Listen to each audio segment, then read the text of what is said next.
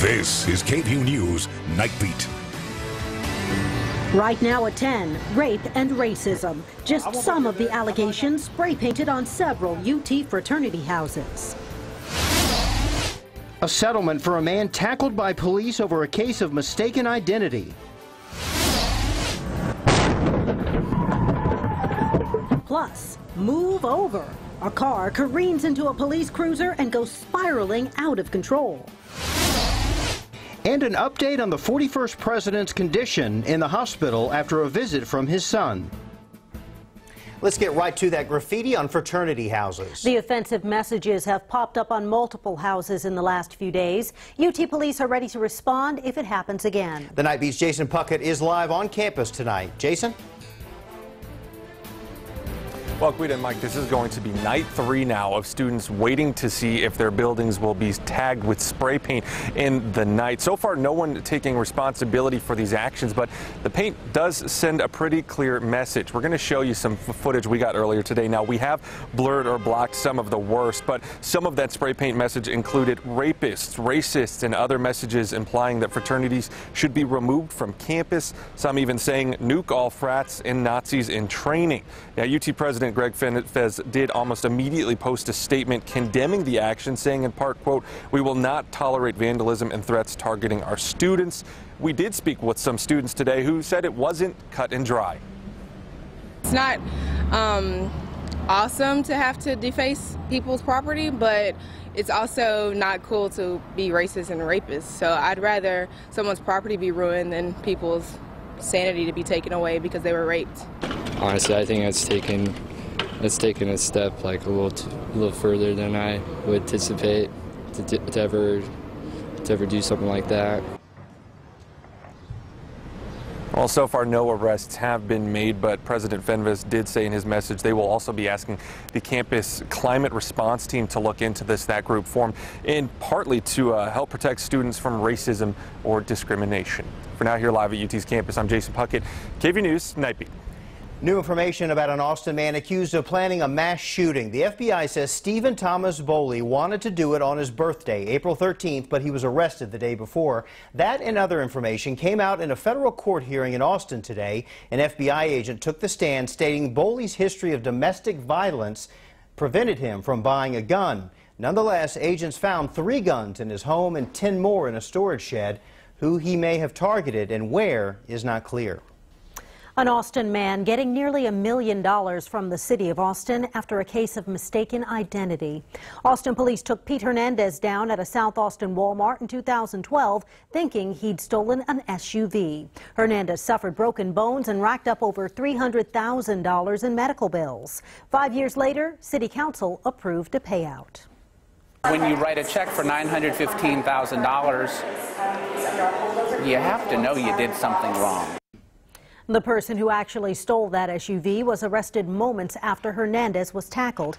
The city had no comment about the settlement.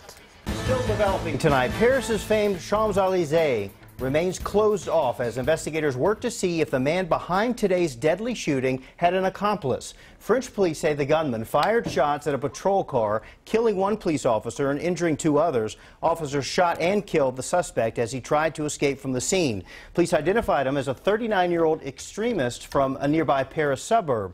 The Islamic State claimed responsibility for the attack. Authorities are still working to find a motive, but launched a counterterrorism investigation. The White House says it's also monitoring the situation. Well, first of all, our condolences from our country to the people of France. It looks like another terrorist attack, and what can you say? It just never ends. And we have to be strong and we have to be vigilant. Today's attack comes 3 days before France's presidential election. One candidate says he's canceled a campaign event set for tomorrow. Former President George H.W. Bush could be out of the hospital in Houston soon, according to his son Neil. Bush went to the hospital last week for a persistent cough. Doctors diagnosed him with a mild case of pneumonia.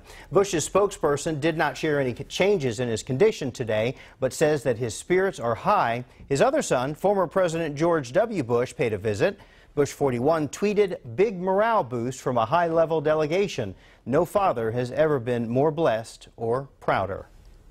An Austin elementary school student is expected to face disciplinary action after bringing BB guns to campus and injuring several students. It happened at Oak Hill Elementary School off Highway 290. Administrators say the student brought 2 BB guns to school, but only shot one of them in his 5th grade classroom. Several students were hit by pellets, but none were seriously injured. The teacher took the guns and called AISD police. No word yet on how that student will be disciplined. It's been a nice yet warm and humid evening. Temperatures are still in the 70s over much of the area, and we'll only briefly make it into the upper 60s by sunrise. Right now in Austin, it's 77 degrees, low 70s out west in Fredericksburg and Mason, about 75 in Bastrop. Quiet scan of our Max Storm Doppler radar. A chance of severe weather, not here at home, but in the extreme northeast corner of the Panhandle, southern and southwest corner of Oklahoma along this frontal boundary. That's going to stay to the north of us tonight, but make its way into central Texas by Saturday morning. So one more really warm day Friday, and then some cooler temperatures behind that front for the weekend. We'll talk about the rain chances with that front for early Saturday. That's coming up. Thanks, Albert.